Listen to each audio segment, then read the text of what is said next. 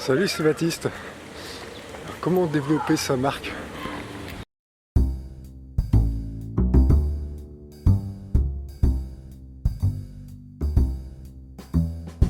Salut, c'est Baptiste. Comment développer sa marque lorsqu'on se lance sur Internet, par exemple? Alors Internet, c'est un de Far West moderne un petit peu. C'est-à-dire que c'est ouvert à tout le monde, bien sûr. Et heureusement, c'est bien ça le but. Et donc, il y a beaucoup de monde qui se lance. Et donc, il faut essayer un petit peu de se différencier des autres. Et alors, quelles sont, à mon avis, les meilleures choses à faire pour développer sa marque, son personal branding? Alors, quand vous êtes sur Internet, par exemple, vous avez l'opportunité de monter une entreprise et d'être le seul aux commandes, éventuellement. C'est-à-dire que vous n'êtes pas obligé de faire comme font les gens lorsqu'ils lancent des entreprises en dur. Vous n'avez pas des locaux à louer, vous n'avez pas de monde à spécialement embaucher, à moins que vous en ayez envie par la suite. Et d'où on peut se poser la question alors, donc comment est-ce que l'on peut faire pour développer sa propre marque? Bon courage. Hein. Ah oui, ah bah oui, là c'est bon. Et alors comment développer sa propre marque? Eh bien c'est assez... déjà, je pense que ça peut pas se faire déjà dès le début. C'est que dès le début on peut pas imposer sa patte en pensant oui on arrive et on va tout casser et on va avoir énormément de succès tout de suite. Enfin, moi je suis plus dans l'optique, je suis plus pour le côté durable de la chose. C'est-à-dire que je suis plus pour le fait qu'à mon avis, ce qui est intéressant en fait lorsque l'on lance quelque chose, c'est pas de se lancer pour faire un one shot, pour faire un coup et puis ensuite parce que ça à la limite ça marche, mais ça marchera qu'une fois quoi. Le but c'est d'essayer de se lancer, de faire quelque chose qui soit intéressant et qui soit sur le long terme. Donc le but c'est d'y aller petit à petit, tout doucement. Et tout doucement, cette marque, cette patte, elle va s'installer. Elle va s'installer pas forcément parce que vous vous dites cette personne-là fait comme ceci, alors moi je vais faire comme ça je suis sûr de ne pas être comme elle. C'est plutôt... je pense, encore une fois, moi je pense que c'est vrai qu'il faut regarder un peu ce que font peut-être les autres pour voir un peu ce qui se fait un petit peu. Il faut faire de la veille aussi, c'est-à-dire qu'il faut regarder un peu ce qui se fait. C'est dans tout métier, de toute façon on fait de la veille, plus ou moins, c'est-à-dire qu'on regarde un petit peu ce qui se passe à droite à gauche, on a toujours... on ferme pas ses oreilles à la concurrence quoi. Et ce qui fait la propre marque de quelqu'un, c'est pas forcément de se différencier absolument d'une autre personne, c'est de faire déjà son propre truc. Et donc comme normalement tout le monde est différent, un peu différent, on a toujours quelques petites différences les uns par rapport aux autres, bah c'est un peu ça déjà, se différencier. Donc ça c'est la première chose à faire, c'est vraiment d'essayer de faire d'essayer de bâtir son propre chemin et d'y aller et de ne pas chercher à mettre la charrue avant les bœufs. Hein, c'est vraiment essayer d'être le plus clean possible. Et que le temps, si c'est le cas, le temps jouera en votre faveur. Si c'est pas le cas, si vous n'êtes pas clean, et que vous êtes un petit peu retors ou ce genre de choses, et vous faites preuve un petit peu de... Voilà, et je pense qu'à ce moment-là, même le temps ne pourra pas jouer en votre faveur. Il faut être clean, il faut être honnête, déjà premièrement, et laisser le temps faire au fur et à mesure, et surtout donc être persévérant. C'est-à-dire ne pas lâcher le morceau avant, fixez-vous une date, puis dites par exemple je me donne tant de temps pour voir si ça marche. Bonjour. Je me donne tant de temps pour voir si ça marche. Là je suis en train d'explorer un truc, je suis jamais venu ici. Donc une fois que...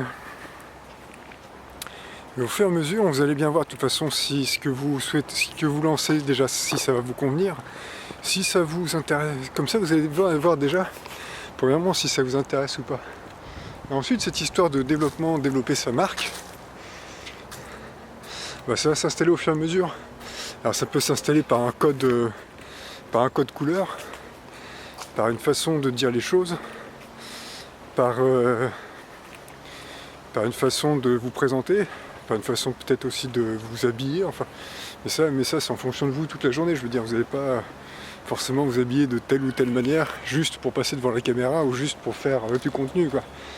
Vous allez vous habiller comme vous êtes là tous les jours. Après tout, le but c'est l'entrepreneur, c'est un peu ça, hein. C'est de pouvoir choisir aussi c'est pouvoir choisir sa tenue vestimentaire sans avoir spécialement de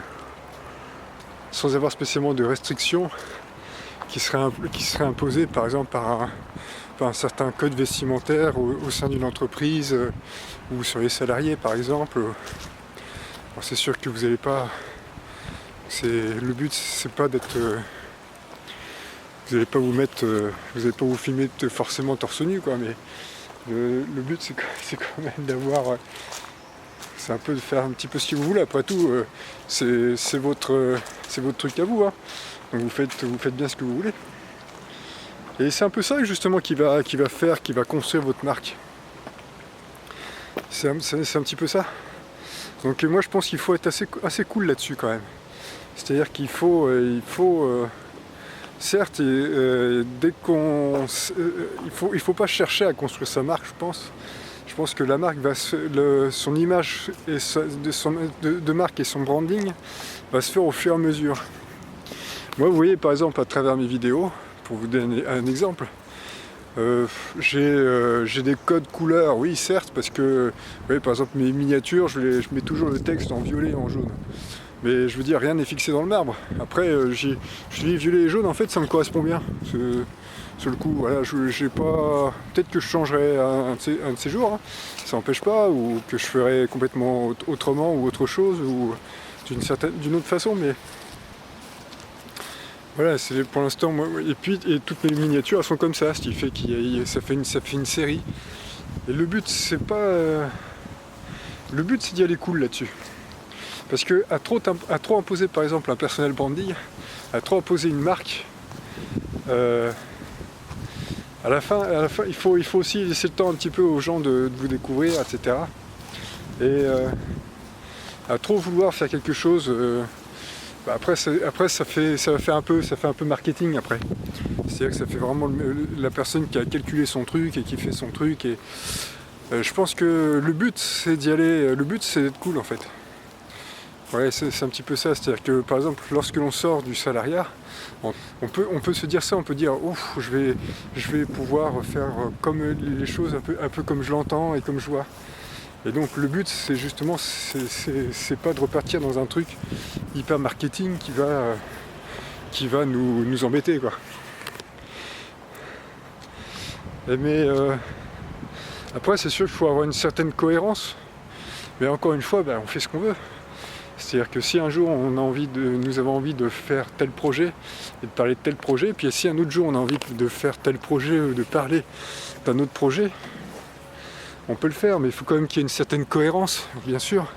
Sinon, à ce moment-là, il faut créer plusieurs projets pour pas se mélanger. Mais de toute façon, je pense que on est bon quand on se focalise déjà sur une chose, qu'on essaie de mener cette chose à fond, jusqu'au maximum où elle pourrait aller. Et à partir de là, une fois qu'on a atteint cette espèce de maximum, à ce moment-là, on peut bifurquer sur autre chose. À parler. Donc c'est pas quelque chose qui se calcule forcément, ça se calcule pas. Il faut essayer d'avoir une certaine cohérence, certes, pour qu'il y ait quelque chose, pour que ça fasse quelque chose d'assez solide quand même, que ce soit pas quelque chose complètement éparpillé et complètement comme ça. Mais à part ça, je pense qu'il faut aussi laisser le temps de se faire en fait. Et c'est un petit peu ça. Bon, ma foi, c'est très très joli ici, hein, et donc il faut laisser un peu le temps de se faire, et puis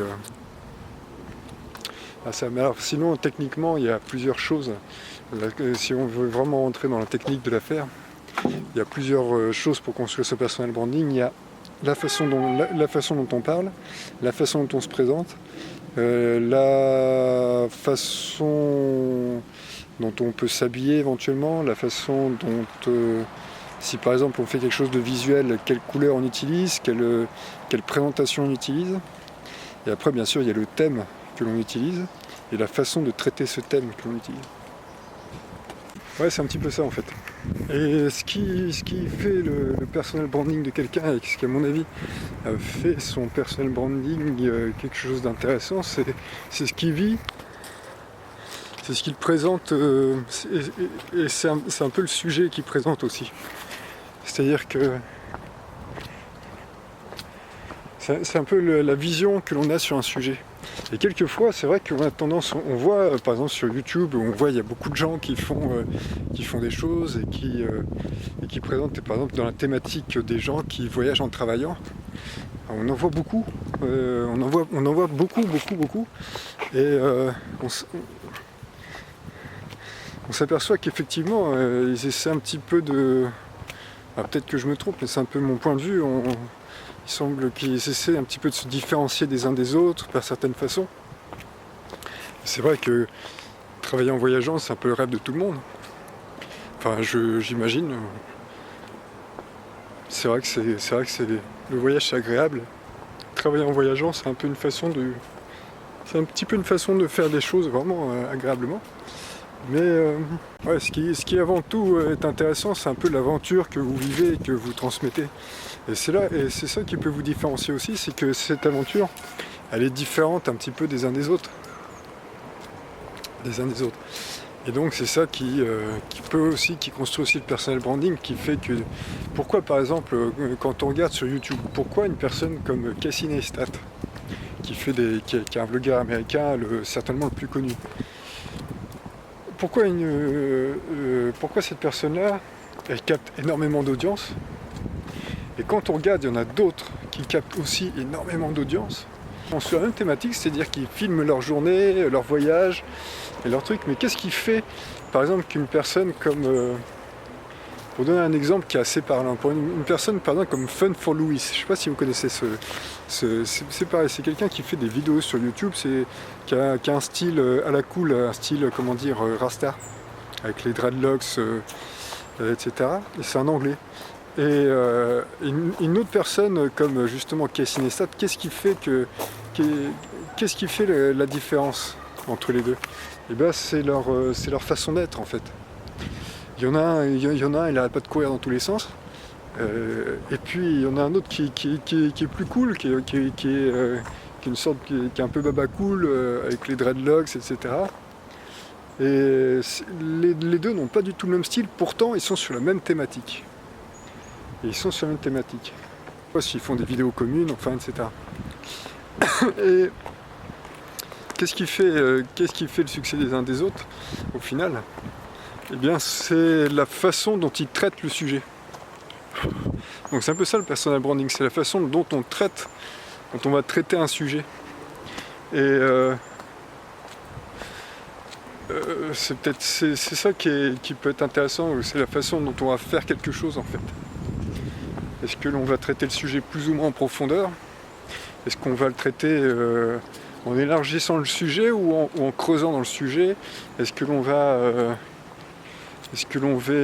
est plus dynamique que quelqu'un, moins dynamique? Est-ce que l'on a un phrasé différent? Mais tout ça, ça se calcule pas vraiment, parce que c'est vraiment issu de la personnalité. Donc son personal branding, en fait, on a une partie qui est prise là-dessus, on peut avoir de la prise dessus, mais après c'est un peu la façon dont les autres vous captent, et ça vous n'avez pas de prise dessus, et le but c'est justement, c'est pas spécialement chercher à avoir de la prise dessus, quoi. C'est-à-dire que vous faites votre truc, et puis ça plaît à certains, et peut-être que ça plaît pas à tout le monde, hein. Ça c'est sûr. Donc il faut prendre en compte aussi le fait qu'on peut ne pas plaire à tout le monde. Et que y en a qui seront intéressés par vous, puis il y en a qui aimeront moins. Voilà. Donc ça, voilà. Bon, voilà, je pense qu'il y a encore pas mal de choses à creuser dans le domaine du personal branding. Bon, écoutez, à l'occasion, j'en reparlerai quand je serai plus avancé aussi dans la démarche.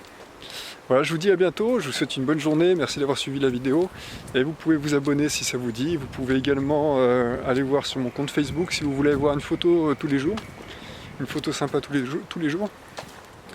Et puis, bah, je vous souhaite une bonne fin de journée.